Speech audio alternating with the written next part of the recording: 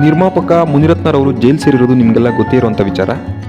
ಆದರೆ ಮುನಿರತ್ನರವರು ಜೈಲು ಸೇರೋದಕ್ಕೆ ಕುರುಕ್ಷೇತ್ರ ಸಿನಿಮಾ ಕಾರಣ ಅಂತ ಇವತ್ತು ಕನ್ನಡ ಸಿನಿರಂಗದಲ್ಲಿ ಒಂದು ಹೊಸ ಚರ್ಚೆ ಉಟ್ಕೊಂಡಿದೆ.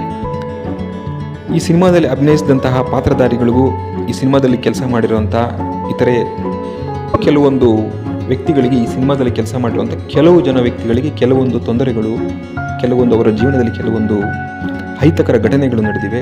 ಆದ್ದರಿಂದನೇ ಸಹ ಈ ಒಂದು ಚರ್ಚೆ ಉಟ್ಕೊಳ್ಳೋದಕ್ಕೆ ಒಂದು ಕಾರಣ ಆಗಿದೆ. ಇವತ್ತು ನೀವೆಲ್ಲ ನೋಡ್ತಾ ಇರೋದಕ್ಕೆ ದರ್ಶನ್ ಅವರು ಸುಮಾರು 100 ದಿನಗಳಿಂದ ಜೈಲುವಾಸ ಅನುಭವಿಸ್ತಾ ಇದ್ದಾರೆ.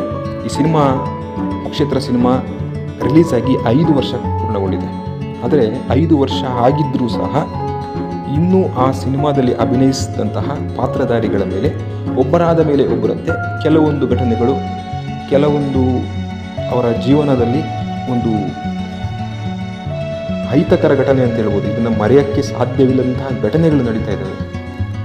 ಅದರಲ್ಲಿ ದರ್ಶನ್ ರವರು ಆ ಚಿತ್ರದಲ್ಲಿ ದುರ್ಯೋಧನನ ಪಾತ್ರಧಾರಿ. ದುರ್ಯೋಧನ ಒಬ್ಬ ಖಳನಟ ಅಂತಲೇ ಹೇಳ್ಬೋದು. ಮಹಾಭಾರತದ ಆ ಒಂದು ಕಾವ್ಯದಲ್ಲಿ, ಆ ಒಂದು ಯುಗದಲ್ಲಿ ದುರ್ಯೋಧನ ಪಾಂಡವರ ವಿರುದ್ಧ, ಧರ್ಮದ ವಿರುದ್ಧ. ಇವತ್ತು ಅವರು ಆ ಪಾತ್ರಧಾರಿಯಾಗಿ ಅಭಿನಯಿಸಿದಂತಹ ದರ್ಶನ್ ರವರು ಇವತ್ತು ಜೈಲುವಾಸವನ್ನು ಅನುಭವಿಸ್ತಾ ಇದ್ದಾರೆ ಕೊಲೆ ಕೇಸ್ನಲ್ಲಿ. ಇನ್ನು ಎರಡನೆಯದಾಗಿ ಮುನಿರತ್ನರವರು ಇವತ್ತಿನ ದಿವಸ ಜೈಲಿನಲ್ಲಿ ಇದ್ದಾರೆ. ಸುಮಾರು 3 ದಿವಸದಿಂದ ಅವರು ಜೈಲುವಾಸವನ್ನು ಅನುಭವಿಸ್ತಾ ಇದ್ದಾರೆ. ಈ ಚಿತ್ರದ ನಿರ್ಮಾಪಕರು, ಈ ಚಿತ್ರದ ಕರ್ತೃ, ಈ ಚಿತ್ರ ಮೂಡಿಬರೋದಕ್ಕೆ ಪ್ರಮುಖ ಕಾರಣಕರ್ತರು ಮುನಿರತ್ನರವರು.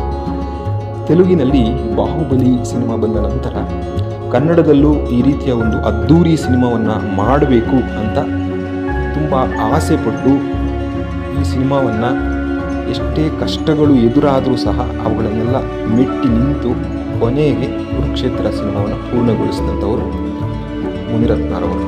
ಇವತ್ತು ಅವರು ಜೈಲುವಾಸವನ್ನು ಅನುಭವಿಸುವಂತೆ ಆಗಿದೆ.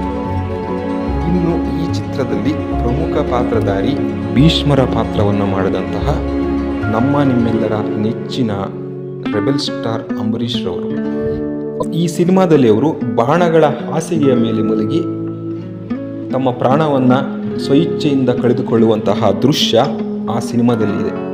ಈ ಸಿನಿಮಾ ಆದ ನಂತರ ಅಂಬರೀಷ್ ರವರು ಮರಣವನ್ನು ಹೊಂತಾರೆ. ಇನ್ನೂ ಆ ಸಿನಿಮಾ ಬಿಡುಗಡೆ ಆಗಿರೋದೇ ಇಲ್ಲ, ಅದಕ್ಕೂ ಮುಂಚೆ ಅಂಬರೀಷ್ ರವರು ಮರಣವನ್ನು ಹೊಂತಾರೆ. ಇನ್ನು ಈ ಸಿನಿಮಾದ ಮತ್ತೊಬ್ಬ ಪ್ರಮುಖ ಪಾತ್ರಧಾರಿ ನಿಖಿಲ್ ಕುಮಾರಸ್ವಾಮಿ ಅವರು ಅಭಿಮನ್ಯು ಪಾತ್ರವನ್ನು ಮಾಡಿರ್ತಾರೆ. ಅಭಿಮನ್ಯು ಹೇಗೆ ಚಕ್ರವ್ಯೂಹದಲ್ಲಿ ಸಿಲುಕಿ ಅದರಿಂದ ಹೊರಬರಲಾಗದೆ ಹೇಗೆ ಅವರು ವಿಲವಿಲ ಅಂತ ಒದ್ದಾಡ್ತಾರೋ, ಅದೇ ರೀತಿ ನಿಖಿಲ್ ಕುಮಾರಸ್ವಾಮಿಯವರು ಈ ರಾಜಕೀಯ ಚಕ್ರವ್ಯೂಹದಲ್ಲಿ ಸಿಲುಕಿ ಯಾವುದೇ ಗೆಲುವನ್ನು ಕಾಣದೆ MP MLA ಎಲ್ಲ ಎಲೆಕ್ಷನ್ಗಳಲ್ಲೂ ಸೋತು ಇವತ್ತಿಗೂ ಅದರಲ್ಲಿ ನೆಲೆ ಕಂಡುಕೊಳ್ಳೋದಕ್ಕೆ ತಾವು ಹೋರಾಡ್ತಾನೆ ಇದ್ದಾರೆ.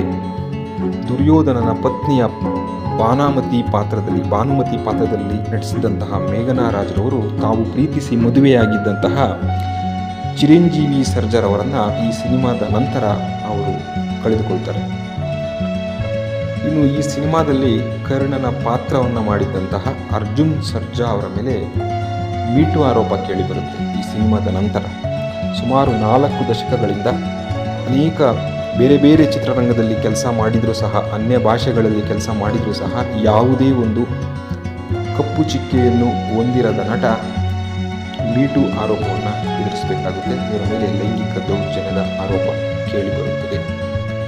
ಇದಿಷ್ಟೇ ಅಲ್ಲ, ಇನ್ನೂ ಅನೇಕ ಜನ ಈ ಒಂದು ಚಿತ್ರದಲ್ಲಿ ಕೆಲಸ ಮಾಡಿದಂತಹ ಇನ್ನೂ ಅನೇಕ ವಿವಿಧ ಕಲಾವಿದರು ಮತ್ತು ತಂತ್ರಜ್ಞರು ಸಹ ತಮ್ಮ ಮೇಲೆ ವಿವಿಧ ತೊಂದರೆಗಳು ತಮ್ಮ ಜೀವನದಲ್ಲಿ ಘಟಿಸಿವೆ ಅಂತ ಹೇಳಿಕೊಂಡಿರುವಂತಹ ಉದಾಹರಣೆಗಳು ಸಹ ಇದ್ದಾವೆ.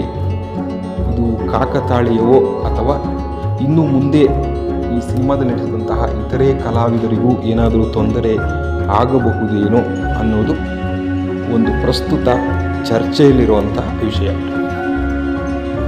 ಮುಂದಿನ ವಿಡಿಯೋದಲ್ಲಿ ಸಿಗೋಣ. ಜೈ ಹಿಂದ್.